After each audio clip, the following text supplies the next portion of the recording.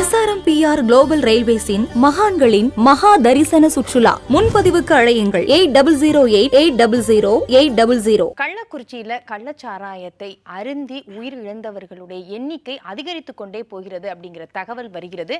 இந்த கள்ளச்சாராயம் உயிரிழப்புக்கு பொறுப்பேற்பது யார் அப்படிங்கிற விஷயத்தையும் நாம் விவாதிக்க இருக்கின்றோம். ஹலீம் அவர்களிடமிருந்தே ஆரம்பிக்கிறேன். 200 தொகுதிகளுக்கு மேல் வெற்றி பெற வேண்டும் 2026 அப்படிங்கிற ஒரு இலக்கை நிர்ணயித்து பணியாற்றுமாறு ஸ்டாலின் தொண்டர்களுக்கு கடந்த வாரத்தில் அழைப்பு விடுத்திருந்தார். அப்ப 200+ அப்படின்னு போகணுங்கிற எண்ணம் இருக்கிறப்ப இது போன்ற விஷயங்கள் எல்லாம் எவ்வளவு தூரம் அவங்களுக்கு பின்னடைவை தரும்? அதாவது நான் அதான் ஆரம்பத்தில் சொன்னேன், 234 தொகுதிகளில் 221 தொகுதிகளில் திமுக கூட்டணி லீடு எடுத்தாங்க சட்டமன்றத்தில். அந்த நம்பிக்கையின் அடிப்படையில் தான் நம்ம 200 தொகுதிகளில் வெற்றி பெறலாம்ங்கிற ஒரு நரேட்டிவை திமுக செட் பண்ணிக்கிறது. அப்ப 10 ஆண்டுகளுக்கு பிறகு அவங்க வர்றாங்க ஆட்சிக்கு. இப்ப 4 ஆண்டுகள்ல இருக்கிறாங்க. வரிசையா இது போன்ற விஷயங்கள் ஏற்கனவே சென்ற வருடமும் இதே மாதிரி நடந்தது, நமக்கு மரக்காணத்தில் நடந்தது. இப்ப இந்த முறையும் மக்கள் பாதிக்கக்கூடிய விஷயங்கள், ஒரு பெண்மணி சொல்றாங்க ஊரே அழிஞ்சு போச்சு, இத மதுவை என்னைக்கு தான் ஒழிப்பாங்களோ தெரியல அப்படிங்கிற ஆதங்கம்லாம் வருது மக்கள் கிட்டேந்து. இப்ப கள்ளச்சாராயம் அருந்தி உயிரிழந்திருக்கிறாங்க. அப்ப இதுக்கு யார் பொறுப்பு? இதெல்லாம் எப்படி உங்களுக்கு தரும்? இந்தியாவில் அதிகமான கள்ளச்சாராய சாவு எங்க இருக்குன்னு தெரியுமா? குஜராத்லயும் பீகார்லயும் நடந்திருக்கிறது. நான் இந்தியாவை எடுக்கல, நான் இது திராவிட மாடலை பத்தி சொல்லி முடிக்கிறேன். நான் சொல்லி முடிச்சுட்டு வரேன்றேன்.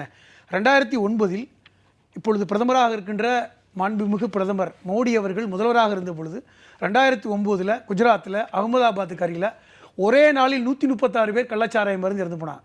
இன்னும் சொல்ல போனால் குஜராத்தில் மதுவிலக்கு அமுல்படுத்தப்பட்டிருக்கிறது. அதே மாதிரி பீகாரில். இந்த 2 மாநிலங்களில் தான் இந்தியாவில் அதிகமான கள்ளச்சாராய சாவு நடக்குது.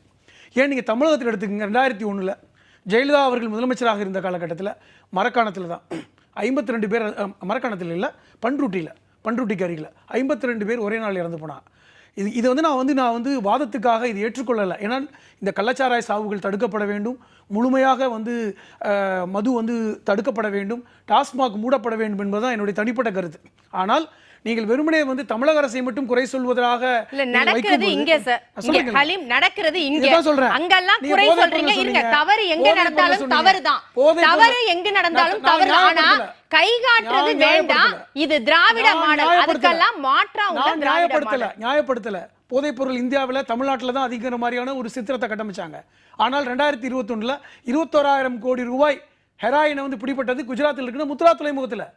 அப்ப எல்லா இடத்துலயும் நடக்குது. நீங்க தமிழகத்தை மட்டும் ஃபோக்கஸ் பண்றீங்க. நம்ம இருக்கிறது மாநில பிரச்சனையை நம்ம பேசுறோம். அங்க இருக்கக்கூடிய மாநிலத்துல பிரச்சனைனா அந்த மாநில அரசு பொறுப்பேற்கணும், மத்திய அரசு அதுக்கு பொறுப்பேற்கும், மக்கள் தீர்ப்பளிப்பாங்க.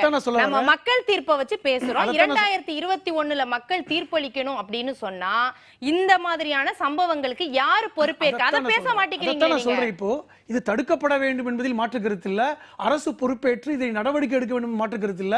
காரணம் இங்க டாஸ்மாகே மூட வேண்டும் என்கின்ற கருத்து உருவாக்கத்தை உருவாக்கியவர்கள் நாங்கள், அதுல மாற்று கருத்து இல்ல.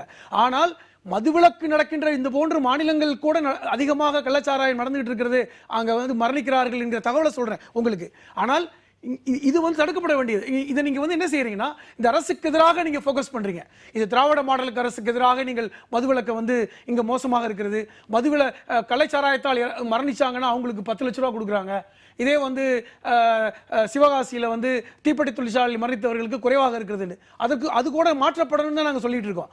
ஏனென்றால் இந்த கள்ளச்சாராயம் மூலமாக ஒருவர் கூட மரணிக்க கூடாது என்பதுதான் எங்களுடைய எதிர்பார்ப்பு, எங்களுடைய கருத்தும் கூட. ஆனால் நீங்கள் இதை ஒரு மாநில அரசுக்கு மட்டும் எதிராக கொண்டு வராதீங்க. இது நாடு முழுவதும் மாநிலத்துல நடக்கிறதுனால நம்ம பேச வேண்டியது இருக்கு. ஹலீம், திரும்ப சொல்றேன், நான் குஜராத்ல இருந்தா குஜராத் அரசை பத்தி பேசுவேன்.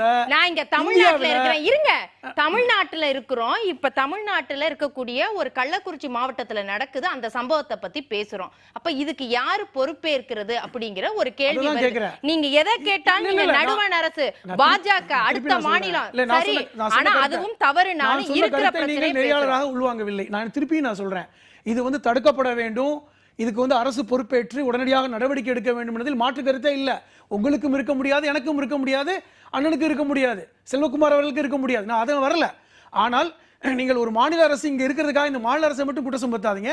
இந்தியா முழுவதும் இருக்கின்ற மாநிலங்களில், குஜராத், பீகார் போன்ற மாநிலங்களில் இந்த கள்ளச்சாராய சாவு என்பது அதிகமாக இருக்கிறது.